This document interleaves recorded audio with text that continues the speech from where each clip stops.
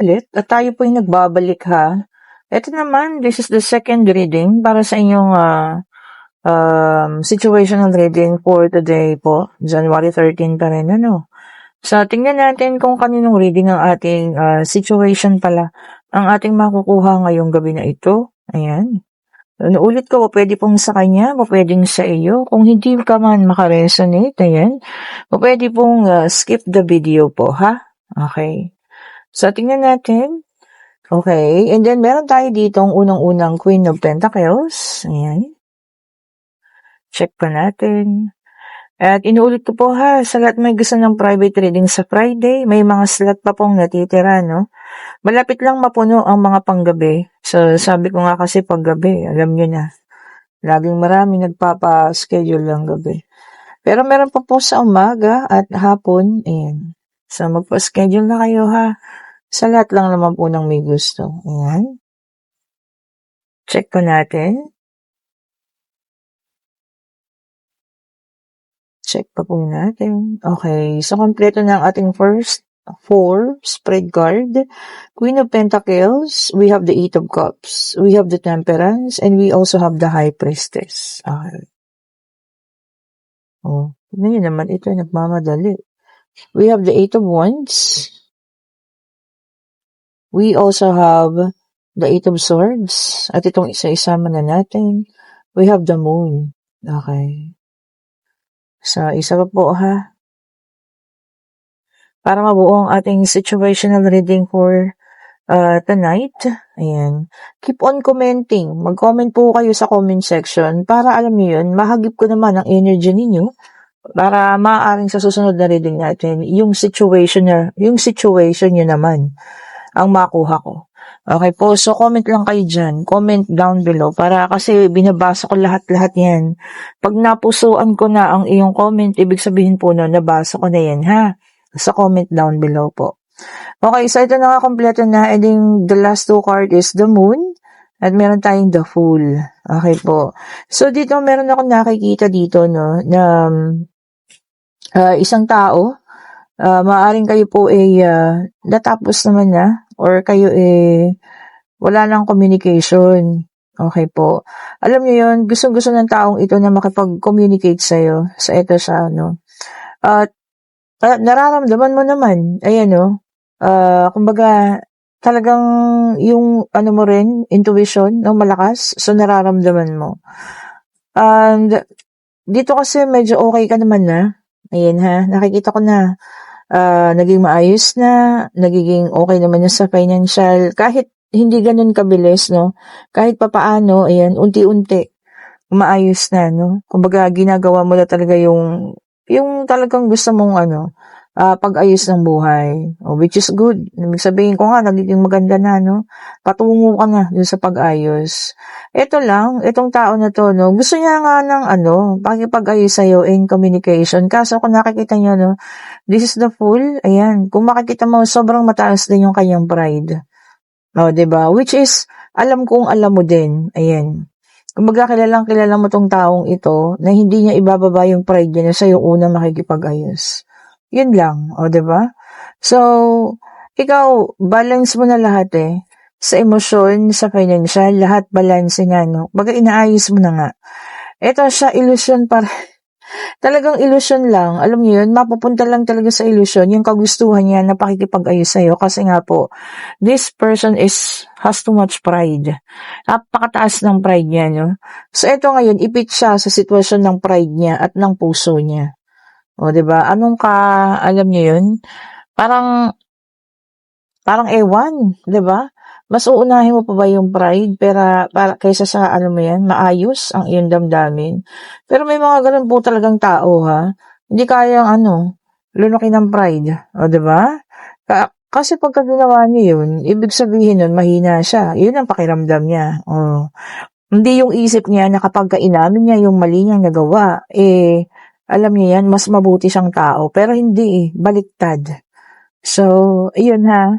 Ang taong ito, gusto nga po sanang kayo maayos. Kaya lang sa sobrang taas ng kanyang pride, naku, parang not sure kung ito ay mangyayari.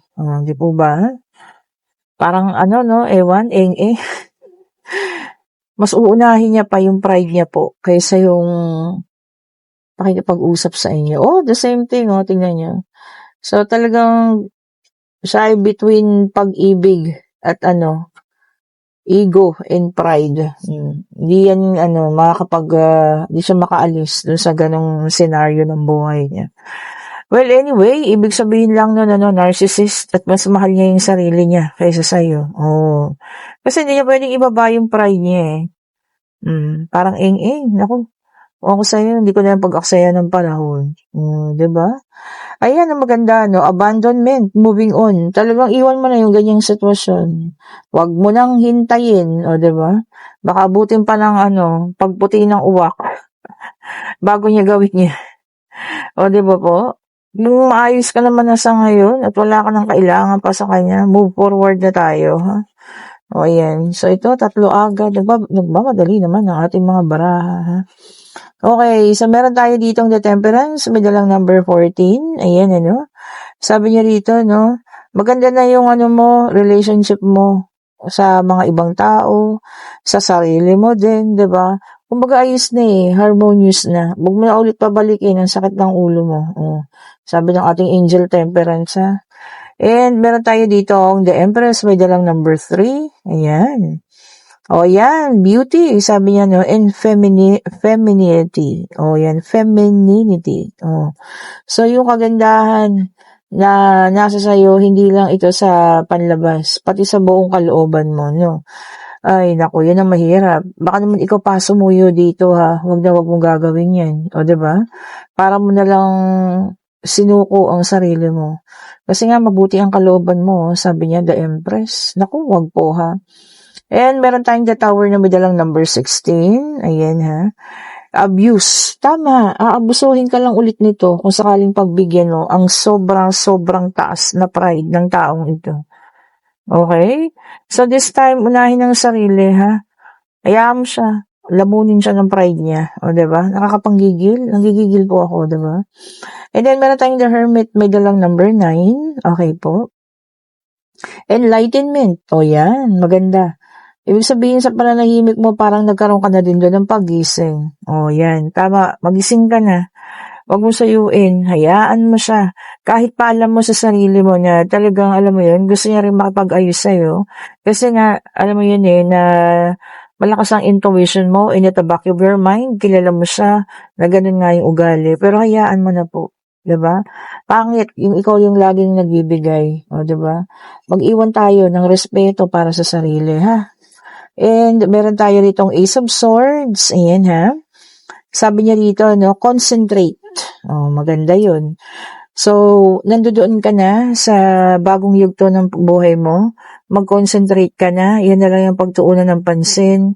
Hayaan na ang taong ito, ha. Para po sa akin. Pero kung kayo gusto niyo pang kayo ang susuyo, naku, hayaan nyo na. And then, meron tayong the number 8, the strength. Yun lang din kasi, siya ang iyong kahinaan. Yun lang talaga. Ay, nako. Mahirap. 'Di ba? Lalo na kung ang taong yan ang iyong kahinaan, mahirap din kasi magdesisyon. Anyway, kasi sa inyo pa rin po yan. Kung kayo ang manunuyo or whatsoever po, ha. Kasi sa inyo pa rin po. May numero tayong 16, 9, 14, 3, and 8. Ang dami ngayong numero, ha. So, ito ay 5. 'Di ba? Napakadaming numero ngayon. Okay, so kinuha ko ng ating pangatlong deck. Ayan. Ito po ay para sa iba naman. Or pwedeng sa'yo pa rin. Depende po, ha. Sabi ko nga, take only what resonates. Okay. So ito na. Ayun pa. Nagbilis naman. Pabagsak na And meron tayo itong 9 of Pentacles, which is an earth sign. Taurus, Virgo, and Capricorn. Naka-reverse. Ayan. Sabi niyo rito, obsession with work. Yung iba sa inyo, naku, ingat-ingat din, ha. Baka naman ma-overwork. Ang stress po ay sobra-sobra nakakadulot ng sakit sa ating katawan, ha. Huwag masyado mag-overwork. Piliin niyo pa rin magpahinga. 'Di ba? And then, meron tayong the High Priestess, which is a water sign. Ayan. Dito, meron tayong mga patutuklasang mga hidden secrets. Wala kung kanino man ito, pwedeng sa sarili mo, pwedeng sa ibang tao, no? Mga nakatagong sekreto daw. O ayan ha, kung ano man, pwedeng makasakit. Naku, kayo nang bahala kung ibubunyag niyo pa ba yan. Pero kung diyan naman matatagpuan yung, alam mo yung katotohanan, siguro dapat lang, kung ano man sekreto na yan, mabunyag na. Okay po. The Tower, which is fire sign na naka-reverse. So, meron tayo rito Earth, Water, and Fire. Okay? And, sabi dito, no? Suffering. Naku. So, somebody is suffering right now. Pwedeng sa relasyong nagtapos, nasasaktan, umiiyak, ayan. Kung ano man ang inyong pakiramdam sa ngayon po, kung maaari lang, magdasal, para mabawasan ang sakit na nararamdaman, or para maiwanan. Hindi naman kaagad-agad, pero at least kahit paano pag pinagpasa Diyos mo, mas gagaan ang kalooban, ha? Okay po, kung ano man tong suffering na nararamdaman ninyo ngayon. Two of Wands, this is also a fire sign. Naka-reverse ang Two of Wands. Ayan. Naku, meron tayong dito ha. Takot sa pagbabago. Fear of change. Natatakot ka raw sa pagbabago. Baka maaaring may changes na paparating sa'yo. Pwede ito ay sa pagtatrabaho mo, no? Or pwede rin sa buhay mo. Pero natatakot ka. Huwag tayong matakot kasi kung sa pagbabago na yan, mas magiging maayos. Maaaring siguro sa umpisa, hindi natin gamay. Sabi nga, no? Kasi alabas ka sa iyong comfort zone. Diba? Pero kung doon ka naman magiging maayos, diba? Bakit di natin pagbigyan ang pagbabagong ito? Ten of Wands, a fire sign ulit in reverse. Ayan ha. Sabi niya rito, no? Sabi niya, overstress. Naku, meron talaga nakakaramdam po ng pagod ngayon. Ingatan ang inyong sarili, ha? Hindi tayo pabata. Sabi ko nga lagi, nagkakaedad na. So, ingatan po ang inyong sarili. Magpahinga kung kinakailangan, Gawin po natin ang pagpapahinga. And then, meron tayo rito, Three of Wands, fire sign. Kung kinakailangan niyo palang mag-live, bakit hindi? Diba? Ipahinga ninyo ng mabuti ang inyong katawan. Okay, dito naman sa Three of Wands, no? Meron tayo rito overseas opportunities. Yan. Dito sa mga nag-a-apply abroad, ha? Yan na po. Ang oportunidad para sa inyong pag-a-apply abroad. Baka ito na. No? Baka pagka, meron ng email sa inyo na meron ng job opening. Ayan. Sana sa inyo na yun, Para sa inyo na talaga. Page of Swords, air sign. So, lumabas na yata lahat, Fire, Earth, Water, and Air. So, nandito po lahat ng zodiac sign, ha? Lumabas na. Ayan. Meron tayo ritong news. Meron kayo mababalitaan na maaaring magandang balita. Ayan, ha? Pwedeng matagal mo na itong iniintay. Kung ano man po itong balitang ito. Ayan. Sana makatulong sa inyo. Whether it's financial, emotional, o kung ano man po, ha? Sana dumating na ang balitang ito, para sa inyo. Pero ayan na nga, sabi niya paparating na, Ayan po ha, kung ano man yan, sana ay maging maayos at makatulong sa inyo ng mabuti. And meron tayong Knight of Pentacles, Earth sign, Taurus, Virgo, and Capricorn. Ayan. Yung iba sa inyo, slow and steady lang. Which is good. Diba? Kahit medyo mabagal ang pag-usad, pero alam niyo yun, sigurado naman, napakaganda po nun. Diba?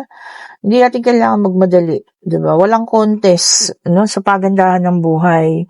Kung hindi man ganun kaganda pa sa ngayon, maaari paparating na yan, ha? Slow and steady lang po.